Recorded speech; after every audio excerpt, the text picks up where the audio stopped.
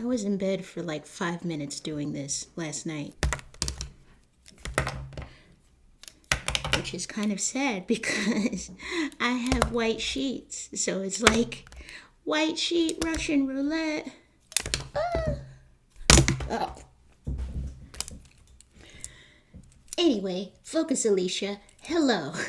Welcome. In my last video, I talked about different questions to ask yourself to be able to come up with the perfect weekly spread for you and for what you need.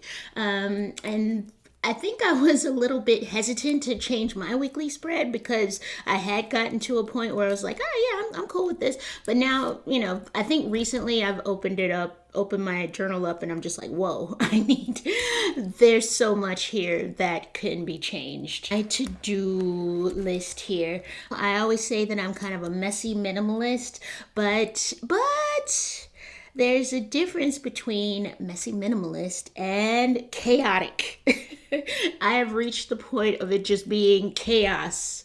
So I'm still getting stuff done. Like, I can still see everything, and I still cross off my little X's and stuff. It's just hard to feel calm. It's hard to feel organized. It's difficult to kind of focus. So I can't have that in my journal. When I open the journal up, I want to, just think about where my eyeballs go first, and that way I just feel like it's quicker, and also it just makes more sense to have things grouped together in the way that my eyeballs are looking at them and what I need in that moment. So when I first open the journal up, it's like, okay, boom, I can go here, and then I just kind of work my way down the page and do that. So I don't know. Yeah, just to have kind of a visual sequence of how things should go, maybe. And before I get into setting up the weekly spread, let's look at our quote of the week. To love yourself is the beginning of a lifelong romance. And that is by Oscar Wilde. So I have my little cheat sheet here. So for my previous video, I mentioned that I like to draw potential weekly spreads out on notebook paper. I'm not going to show you everything, but potential weekly spreads on notebook paper, and that way I can kind of get an idea of how I want to lay it out before I go into my notebook and make it official. So I used to have my little calendar stamp here. I'm going to try actually this week, at least, we'll see, to put it in the upper left corner. So that's cool. We get to start out with the most fun part first. I like that. I'm going to leave myself a little space because I want to draw, or I want to write January in the upper line here. Yes. Oh, so pretty. Now that that's kind of dry, I'm going to go ahead and write our month. Do you know how much effort it took for me to write 2025 just now instead of 2024? Like, I had to really restrain myself. So now that I have the week highlighted, what I'm not going to do is write January 5th through 11th because that seems redundant. Since it was fine when the calendar was over here, but now that it's over here, I don't feel like I need to do that. You feel me? Yes. I'm still working out how I want to structure this. So if you see the lighting changes and everything, yes, time is passing as I'm doing this. But so what I'm going to do now is put a line underneath our calendar. So what I'm going to put here is my intention of the week. There. So what I like so far already, is that I have a limited amount of space to write the intention of the week. Sometimes I write a little novel in there and it's not even necessary, because one thing that I like to do is read the intention of the week aloud every morning. So, the shorter the better, really. Okay, so now I have my intention of the week. I intend to remember that although there is a lot of changing and growing to do, there is still a large part of me, 50%, 20%, that will never change and that I will love and accept as is. In the second section, This is so hard to decide. Yes, I think I'm going to put my, yes, I'm going to put my habit tracker here. So I'm just doing my days of the week. And I try to I try to skip one column. Sometimes it's hard to see the dots, so I do the best I can do. There we go. I'm gonna put 500 words, which I write every day, but so December 29th, what had happened was my friend came into town from Akron. She got a hotel. I hung out with her. And so that just kind of shook up my routine. And then I got home kind of late afternoon on the 29th. And I hadn't written my 500 words and I ended up forgetting. And then I stayed up late and I remembered to do it probably at 1 in the morning.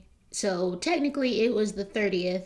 So my 6-month streak has been technically broken. And I wrote the 500 words at 1 in the morning. And that way, technically that kind of counts. And on my calendar, on my wall calendar where I write all my big red X's of the days that I wrote the 500 words, I put a blue X on that day just to signify that technically I didn't really do the 500 words, but I did, but it was after midnight, so does it count? I don't know how yeah. Sometimes I feel a certain way about it. Sometimes, anyway, I want to, I say all that to say that I want to go ahead and put the 500 words back in my habit tracker so that it just a little extra insurance to remember before I go to bed. Okay. So I'm going to probably split this section off into two, and then I will have my quarterly goals and my yearly goals side by side. Okay, so Q1 goals. And then I'll have my 2025 goals.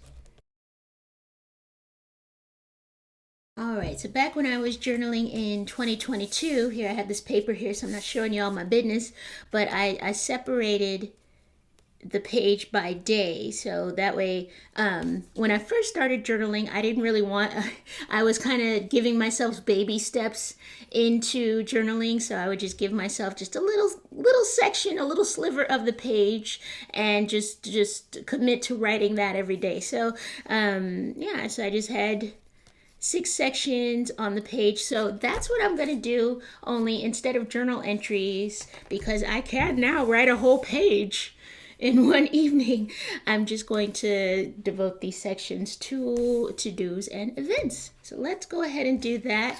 For this, I think this first time I am going to use a ruler. I've already marked off the sections. Okay, so what I was going to do is mark the inner cover with some correction tape along these lines here, so that way each week I don't have to sit there and count the dots on the page and then make 6 sections on the page. I could just look at the little marker on the inside cover and just look at that. So can't do that, but that's an idea if you use whiteout or correction tape in your journal. But I'm gonna have to just go into the meaty part, the white part of my journal, and just make little marks here, because this is very helpful. So that way, I don't like to sit there and count dots every week.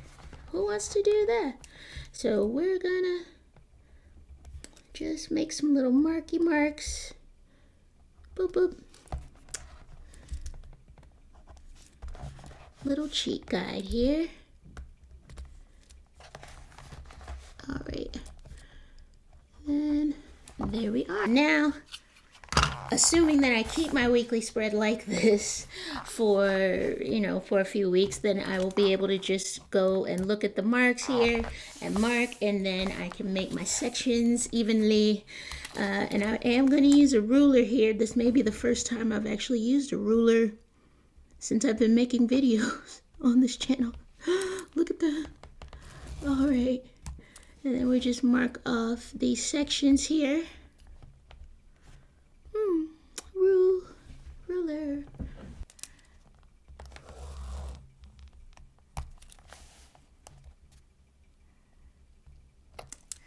Voila. And there we are. We have our sections here. And from here, I will go ahead and write the dates.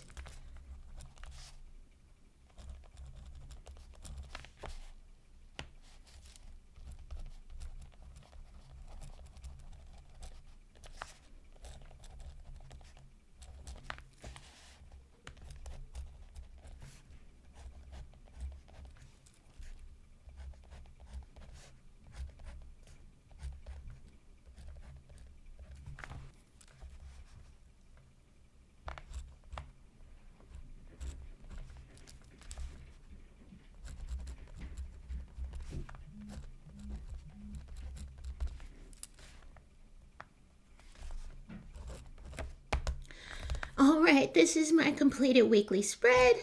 I'm still not 100% sure on if I like the arrangement of it, to be honest, but I do like that it's different, and I like that the to-do section is cleaner looking for now, but then it's always clean when I first draw it, so we will see how it looks at the end of the week, and that will be the real test. I like having my check boxes for the to-dos, so all the to-dos are on this side, and then all of my events and appointments and things are on this side. I hope this gave you some inspiration to think about how you can rearrange your weekly spread if that's something that you would like to do. And I wish you a wonderful week. I thank you so much, and I'm going to give you the upside down wave goodbye.